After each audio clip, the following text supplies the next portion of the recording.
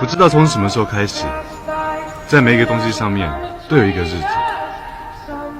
秋刀鱼会过期，肉酱也会过期，连保鲜纸都会过期。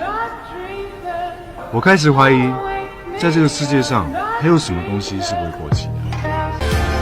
那个时候我们刚满18岁，我问他很远是多远，他说远到回不来，也不会再见面。